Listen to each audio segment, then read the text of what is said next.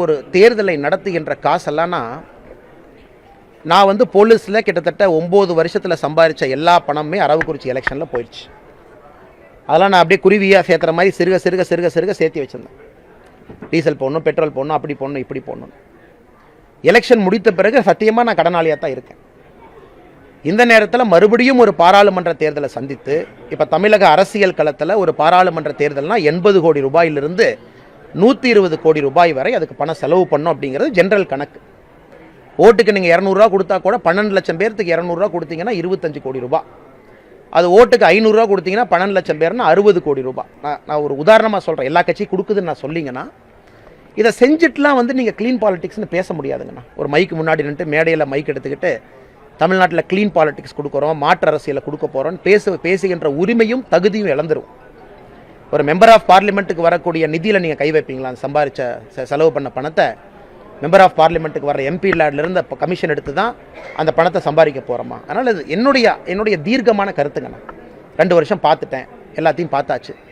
அதற்கு தமிழக மக்கள் தயாராக இருக்காங்கிறது என்னுடைய உள் மனசு தயாராக இருக்கா. நாம் போய் இதை சொன்னோம், இந்த ஆப்ஷனை கொடுக்குறோம், இப்படித்தான் அரசியல் செய்ய வேண்டும் நம்ம சொல்கிறோம். அந்த மாதிரி கேண்டிடேட் மட்டும்தான் நிறுத்துகிறோம். எங்கள் சார்பாக நிற்கக்கூடிய கேண்டிடேட்டு ஓட்டுக்கு 1 ரூபா கூட கொடுக்க மாட்டாங்க அப்படிங்கிற நம்பிக்கையை கொடுக்கும்பொழுது அதற்குன்னு ஒரு வாக்கு வங்கி இருக்குது.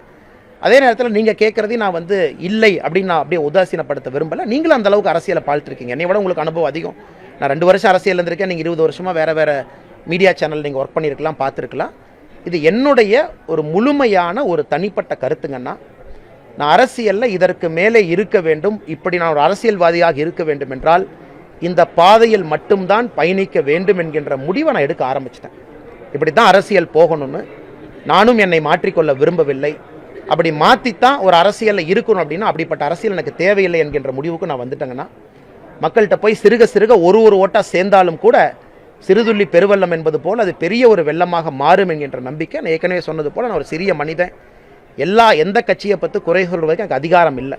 எதுக்கு நான் அந்த கட்சி பணம் கொடுத்தாங்க, இந்த கட்சி பணம் கொடுத்தாங்க நான் சொல்ல விரும்பலை. அந்தந்த கட்சி அவர்கள் யுக்தியின்படி அவங்க நடத்துகிறாங்க. அந்த கட்சி ஜெயிக்குது, எம்எல்ஏக்களாக இருக்கிறாங்க, முதலமைச்சர்களாக வர்றாங்க. அது அவங்களுடைய டெக்னிக் வேலை செய்யுது. அதை பற்றி குறை கூறுவதற்கு எனக்கு எந்த உரிமையும் இல்லை. நான் ஒரு சாதாரண மனிதராக நான் அரசியலுக்கு ஏன் வந்தேன் அப்படிங்கிறத மறுபடியும் எனக்கு நானே நினைவுபடுத்திக்கிறேன்.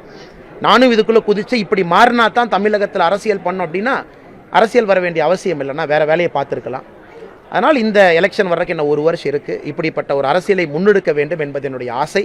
அதே நேரத்தில் ஒரு இயக்கத்தில் இருக்கும். அந்த இயக்கம் ஒரு கட்டுக்கோப்பான இயக்கம், ஐடியாலஜிக்கல் பேஸ்ட் பார்ட்டி, ஸ்ட்ராங்கான பார்ட்டி. ஆல் இந்தியா லெவலில் இருக்கக்கூடிய நிறைய தலைவர்கள் இங்கே இருக்கிறாங்க. எல்லாத்தையும் நான் பேச ஆரம்பிச்சிட்டேன். எனக்கு வாய்ப்பு கிடைக்கும் பொழுது நான் சொல்கிறேன், தமிழகத்தில் cost of doing politics is become very high. இந்த ஹையஸ்ட் பாலிடிக்ஸ் இவ்வளோ காஸ்ட்டில் பண்ண முடியாது, நடத்த முடியாது, எலெக்ஷனை ஃபேஸ் பண்ண முடியாது. திரும்ப அதே தப்பை இன்னொரு கட்சி செய்கிறதையும் நாம் செஞ்சோம் அப்படின்னா பிஜேபி பார்ட்டி வித் டிஃப்ரென்ஸ் அப்படிங்கிற அந்தஸ்தை நம்ம இழந்துருவோம் அப்படின்னு. அதனால் தொடர்ச்சியாக இது நிறையா பேசுகிறோம். இப்போ தான் நீங்கள் சொன்ன மாதிரி நேற்றுலேருந்து ஒரு விவாத பொருளாக இருக்குது. அண்ணாமலை பேசுனது ஒரு 50 பேர் சரிங்கிறாங்க, 50 பேர் தப்புங்கிறாங்க. இது அண்ணாமலை இந்த நேரத்தில் பேசிடக்கூடாதுங்கிறாங்க, இல்லை அண்ணாமலை பேசுனது சரிங்கிறாங்க. எப்படியா இருந்தாலும் கூட ஒரு டிஸ்கஷன் பாயிண்ட்டாக அது மாறி இருக்கு.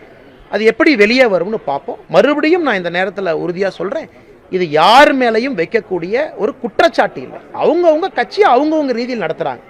நான் என்னை தனி மனிதனாக வைத்து நான் சொல்கிறேன், அரசியல் மாற வேண்டும், நேர்மையான அரசியல் இங்கே வர வேண்டும். அதற்கு 2024 தேர்தல் அச்சாரம்.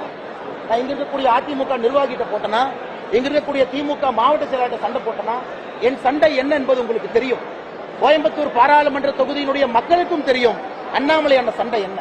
அதனால தான் இன்னைக்கு நான் சொல்கிறேன், எல்லா அமைச்சர்களும் இங்கே இருப்பாங்க, பணத்தை கொண்டு வருவாங்க, நூற்றுக்கணக்கான கோடி ரூபாயை கோயம்புத்தூர்ல செலவு பண்ணுவாங்க. ஆனா அண்ணாமலை இன்னைக்கு சொல்றேன், ஓட்டுக்கு 1 ரூபாய் அண்ணாமலை கொடுக்க மாட்டேன். நீங்க பாருங்க, அடுத்த 40 நாள் பாருங்க, ஓட்டுக்கு 1 ரூபாய் கிடையாது, நத்திங். மக்களை நம்பி கோயம்புத்தூர்ல இருந்து மாற்றம் ஆரம்ப என்று நம்பி பத்திரிகை நண்பர்கள் பூத கண்ணாடி போட்டு பாருங்க. பாரதிய ஜனதா கட்சி இந்த முறை எதுவும் செலவு பண்ண போறது. தமிழக வரலாற்றிலே செலவு குறைந்த தேர்தலாக கோயம்புத்தூர் பாராளுமன்ற தொகுதி தேர்தல் இருக்க வேண்டும் என்கின்ற சங்கல்பத்தோடு வேட்பாளராக வந்திருக்கு. தமிழகத்தினுடைய அரசியல் வரலாற்றில் இது போன்ற தேர்தல் செலவு இல்லாமல் ஒரு தேர்தல் நடத்த வேண்டும்.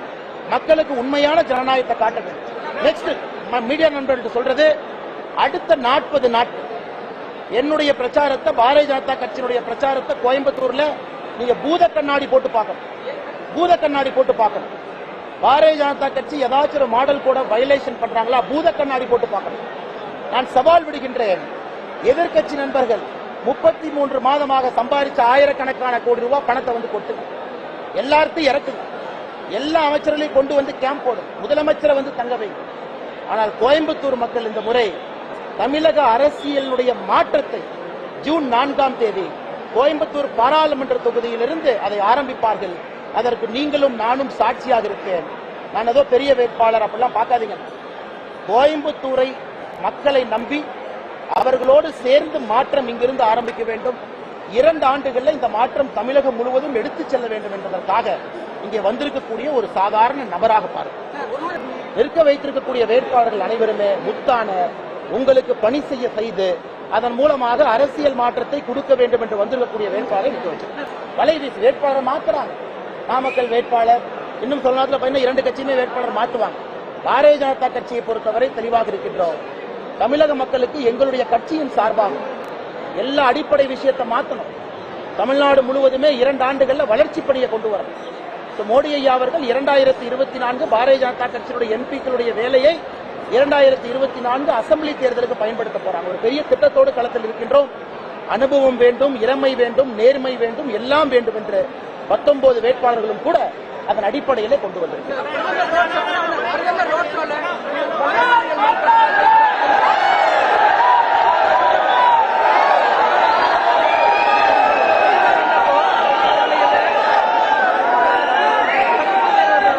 அதாவது பாரத பிரதமருடைய ரோட் ஷோ நடக்குது. லட்சக்கணக்கான சகோதர சகோதரிகள் பார்க்க வர்றாங்க. அன்னைக்கு அந்த பகுதியில் எங்க ரோட் ஷோ வருதோ அரசே அந்த பள்ளியில் இருக்கக்கூடிய பள்ளிகளுக்கு விடுமுறை கொடுத்திருக்கிறாங்க. 12 மணிக்கு மேல ஸ்கூல் இல்லை. அந்த குழந்தைங்க எங்க போவாங்க? விடுமுறை கொடுக்கப்பட்ட குழந்தைகள் தங்களுடைய பிரதமரை பார்க்கறதுக்கு அந்த குழந்தைங்க வந்து நிக்கிறாங்க. பள்ளி விடுமுறை கொடுத்தது யார்? நாங்களும் அரசா. 12 மணிக்கு கோயம்புத்தூர்ல பிரதமர் வர்ற பாதையில பள்ளிகளுக்கு விடுமுறை அளித்த பிறகு அந்த மாணவ செல்வங்கள் தங்களுடைய பிரதமரை பார்ப்பதற்காக வர்றாங்க. ஸ்டாலினை பார்க்க வர்றாங்களே. இந்தியாவுடைய உலகத்தினுடைய தனிப்பெரும் தலைவன், விஸ்வகுரு, உலகத்தினுடைய தலைவன் எப்படி இருக்க வேண்டும் என்பதற்கு உதாரணமாக இருக்கக்கூடிய பாரத பிரதமர் நரேந்திர மோடியை பார்த்து இன்ஸ்பயர் ஆக அந்த குழந்தைங்க வர்றாங்க. அதனால தயவு செய்து பாரத பிரதமரை ஒரு சாதாரண பெட்டிக்கடை அரசியல்வாதி மாதிரி ஒரு பெட்டிக்கடை போட்டு அடைச்சிடாது. ஒரு விஸ்வகுருவை பார்ப்பதற்கு குழந்தை வந்திருக்காங்க இல்லையா? பாரதிய ஜனதா கட்சி யாரு போய் கூப்பிட்டா?